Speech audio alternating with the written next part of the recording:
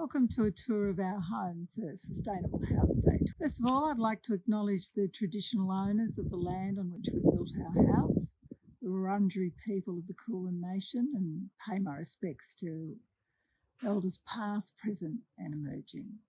Our house is located in the city of Yarra in Melbourne, and it was designed by Chris Barnes from Field Office Architecture. It was built by Simon Clark and the team at Sustainable Homes Melbourne, and the garden front side back was designed by Ross Ubergang.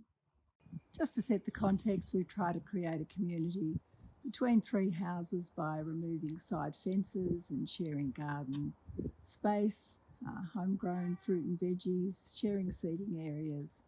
These are the veggie beds out the front. We've also got espaliered apples along the fence line, and well, here's the reason we try to build sustainably. Here's a beautiful magnolia that we planted for my mum more than 30 years ago. She used to live in one of the little cottages here that we had to pull down after they fell away from the party wall. They were built in the early 20th century. As I walk onto the property, I'll just summarise some of the key sustainability features that we think have worked well. It's a reverse brick construction with all the thermal mass on the inside. Just as I'm passing these eaves, they're wide eaves to let in maximum sunlight in winter. I'm filming this in August, and maximum shading in summer. This is WeatherTex, which is sawdust and 3% wax steamed together, a fantastic cladding. We have an 8.5 kilowatt solar system on the house. We have an all-electric home, no gas. Here are the bikes. I guess you'd call that a sustainability feature. And here's a magpie. Yeah, we do bag for the pies, that's not so sustainable. I'm just walking past the middle decking. Under here we have 10,000 litres of stored water for toilet flushing and garden use. You can see the recycled bricks, some of which have come from the demolished cottages. I'm just walking down into the backyard. This is some of the inverters and a reposit system for calibration of solar use. Here are the heat pumps for the hot water and heating and cooling. Now we're looking at the backyard and the south side of the house. You can see the double brick foundation wall, recycled bricks, and a garden with its edible fruit trees. Trees for attracting birds. Oh, that aero bin doesn't belong there, but that'll be used to consolidate. The composting for the three houses, and there are rocks in the garden for seating and tables for gatherings. So I'm just walking through the front door here, looking down the main corridor, and I'll just veer off to the left here. You can see the beautiful recycled messmate flooring. I'll just walk towards the main bedroom. Well, this is obviously the dog's main bedroom too. So all the windows and doors, or glass doors, are double glazed, low E, and you can see the thermal mass, the bricks on the back wall.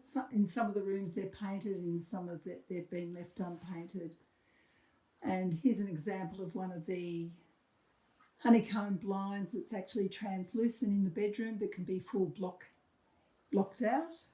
And then this is looking in through the decking in the centre courtyard, ironbark decking, and you can see the main living area beyond that. So moving from the bedroom into the bathroom, you can see the non-slip liner, which is terrific, and you can see that we've used glass for the shower recess. There are no tiles at all in this house. for ease of cleaning. Here we're walking into one of the studies. You can see the thermal mass unpainted recycled bricks, making the most of the northern light and the eastern light. I'm just walking down the main corridor, passing lots of storage, looking through a window seat onto the decking. You can see how the outside kind of comes into the inside of the house wherever possible. Double glazing on all these doors that open up in the open living area. And then looking out to the south, you can see a very good sized pantry, the induction stove, and then the bench top, which is a fantastic product. It's porcelain, so you can put hot things on it and you can scratch it and the scratches don't show. And then this is the south aspect of the living area. I'm now walking up the messmate steps looking north over our solar panels. So I'm walking up into an upstairs living area. You can see one of the blinds are down, one of the honeycomb blinds, and then looking out over our north-facing decking.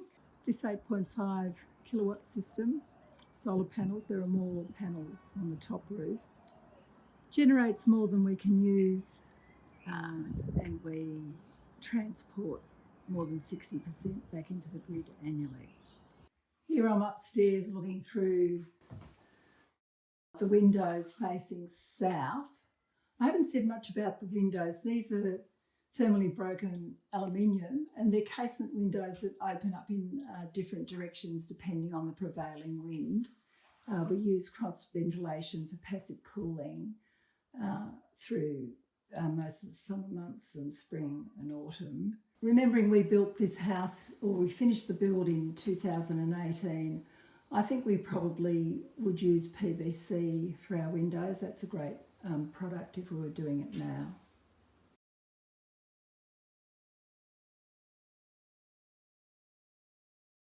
Small duct heating and cooling system that runs through the house. Here's another duct over here. You can see how unobtrusive they are.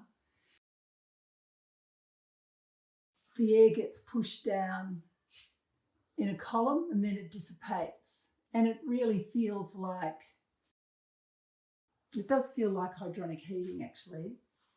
I'm just walking down the basement steps to show you the recycled cork and rubber flooring. Again, a great waterproof non-slip product that's perfect for a utility work area. And just finally, I'm just walking into our storage area in the basement to show you the 10 kilowatt solar battery storage. There's the internal brick walls. And thank you for coming on this tour with me.